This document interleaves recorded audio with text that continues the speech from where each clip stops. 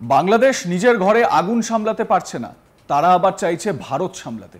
মানে যদি আমরা একটু স্পষ্ট করে বলি তাহলে বলা যেতে পারে যে তারা চাইছে বাংলার মুর্শিদাবাদকে সামলাতে। একেই বলে মায়ের থেকে মাসির দরদ বেশি। বাংলাদেশে হিন্দুরা এখনো ভয়ে সেই বাংলাদেশ নাকি দাবি করছে বাংলায়, বিশেষ করে মুর্শিদাবাদে নাকি মুসলিমরা আক্রান্ত হয়েছে। তারই পাল্টা ধুয়ে দিল ভারত, রীতিমতো বাংলাদেশকে তুলোধনা করলো ভারত। ওয়াকফ ইস্যুতে ইউনূসের তরফ থেকে বাংলাদেশের প্রধান উপদেষ্টার প্রেস সচিব শফিকুল আলম যা বলেছিলেন তাতে রীতিমতো তোলপাড় হয়ে গিয়েছে। তিনি তার প্রতিক্রিয়া সোশ্যাল মিডিয়ায় লেখেন, তিনি বলেন, মুর্শিদাবাদে যে হিংসার ঘটনা ঘটেছে সেটার সঙ্গে বাংলাদেশকে যুক্ত করার যে কোনো প্রচেষ্টার তীব্র নিন্দা করছি। আমরা মুসলিমদের উপরে হামলার ঘটনার তীব্র নিন্দা জানাই, যে ঘটনার জেরে প্রাণহানি এবং সম্পত্তিহানি হচ্ছে। আমরা ভারত সরকার এবং পশ্চিমবঙ্গ সরকারকে সংখ্যালঘু মুসলিমদের সুরক্ষা নিশ্চিত করার জন্য আর্জি জানাচ্ছি।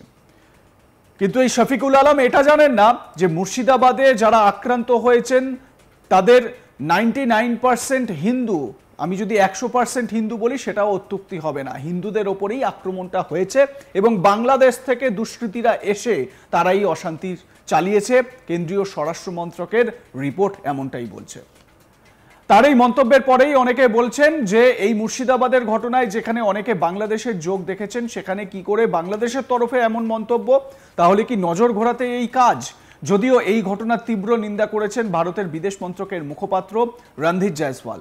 তিনি তীব্র ভাষায় বাংলাদেশকে পুরো ধুয়ে দিয়েছেন। তিনি প্রতিক্রিয়ায় জানান, পশ্চিমবঙ্গের ঘটনা নিয়ে বাংলাদেশের মন্তব্য আমরা সম্পূর্ণভাবে প্রত্যাখ্যান করছি।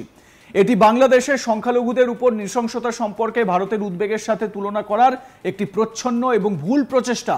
এ ধরনের কর্মকাণ্ডের অপরাধীরা বাংলাদেশে অবাধে ঘুরে বেড়াচ্ছে। বাংলাদেশের উচিত অপ্রয়োজনীয় মন্তব্য নৈতিকতা প্রদর্শনের পরিবর্তে বাংলাদেশে সংখ্যালঘুদের অধিকার রক্ষায় মনোযোগী হওয়া।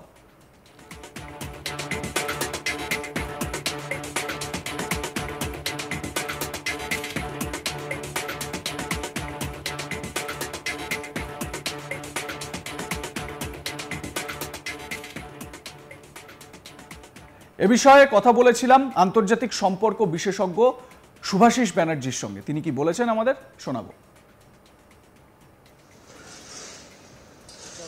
যে এটা খুব গুরুত্বপূর্ণ, বাংলাদেশ থেকে দুষ্কৃতীরা আসলো, বাংলাদেশের পরিস্থিতি আমরা জানি, সেখানে কি সিচুয়েশন আমরা জানি, আমরা দীর্ঘ আলোচনা করেছি বিভিন্ন শোতে।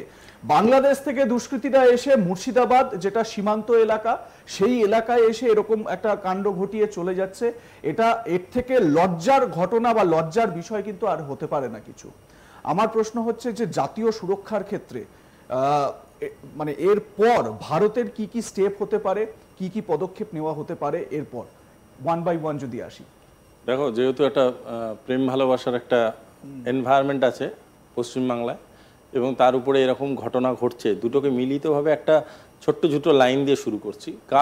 খায়ামের লাইন আমার ঠিক মনে পড়ছে না এক্স্যাক্টলি কোন কবিতা।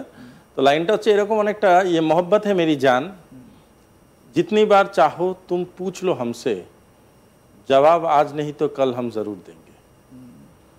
পয়েন্টটা হলো যে বিভিন্ন রকমভাবে জাতীয় সুরক্ষার উপরে তো প্রশ্ন উঠছে, প্রশ্ন করছেও বিভিন্ন দেশ তাদের মতো করে। জবাব আমরা দেব, কারণ আমরা জানি জবাব কিভাবে দিতে হয়। কিন্তু আমরা প্রসিডিওরাল অ্যান্সারিং সিস্টেমের উপরে বিশ্বাস করি। আমরা হ্যাপাজার্ড ডিপ্লোমেসিতে বিশ্বাস করি না। আমরা ভীষণ ওয়েট অ্যান্ড ওয়াচ থিওরিতে ডিপ্লোমেসিকে পালন করি এবং আমরা জানি কিভাবে একটা উত্তরকে সাজিয়ে একটা মানুষ অবধি পৌঁছে দিতে হয়। ভালো করে বোঝো একটা জিনিস, যে ঘটনাটা মুর্শিদাবাদে ঘটেছে তার গভর্নমেন্ট, সেন্ট্রাল গভর্নমেন্ট, এজেন্সি এবং স্টেট গভর্নমেন্টের তিন ধরনের ন্যারেটিভ আছে। যে ন্যারেটিভগুলো সেন্ট্রাল গভর্নমেন্ট এবং এজেন্সির ন্যারেটিভটা অনেকটা কাছাকাছি, কারণ সেন্ট্রাল গভর্নমেন্ট যে ন্যারেটিভ দেয় সেই ন্যারেটিভের পিছনে মূল্যবান তথ্য থাকে এজেন্সির তরফ থেকে এবং সেগুলোকে কনসিডার করে বিভিন্ন অ্যানালিসিসের মাধ্যমে তারপর একটা ন্যারেটিভ দেন। স্টেট গভর্নমেন্টও সিমিলারলি তার মেশিনারির আমার বিশ্বাস প্রচুর ইনপুট থাকে, সেই ইনপুটগুলোকে নিয়ে একটা ন্যারেটিভ দেন। প্রথম জিনিস যেটা ভারতবর্ষের গভর্নমেন্ট অ্যাজ এ দায়িত্ববান ডিপ্লোম্যাটিক স্টেট করবে সেটা হলো যে তারা এই দুটো ন্যারেটিভকে নিয়ে বসে একটা প্রপার ইনভেস্টিগেটিভ আইডিয়া তৈরি করবে, একটা প্রপার ইনভেস্টিগেটিভ নেটওয়ার্ক তৈরি করবে, একটা ডকুমেন্টেড অ্যাপ্রোচে এগোবে। দেখো, একটা এভিডেন্সকে বিভিন্ন মাল্টিপ্লিকেশনের মাধ্যমে বা বিভিন্ন রেপ্লিকেশনের মাধ্যমে বুঝিয়ে দেওয়া যেতে পারে যেটা অমুক দেশ জড়িত বা অমুক দেশের এই এই সংগঠন জড়িত।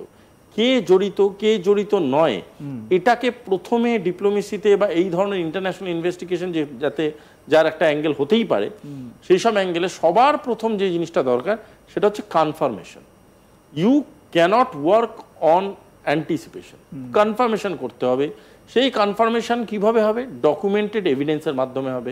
বিভিন্ন লোক আছে যাদের বিভিন্ন রকম মুভমেন্টকে খুব ক্লোজলি এজেন্সিরা ফলো করে, সেই মুভমেন্টসগুলোকে কি করে ডকুমেন্ট করা যায়, কিভাবে বোঝা যায় তার রিলেটেড কি কি কি কি ফ্যাক্টর হতে পারে, সেইগুলোকে সব একত্রিত করে একটা প্রপার ইনভেস্টিগেশন হবে।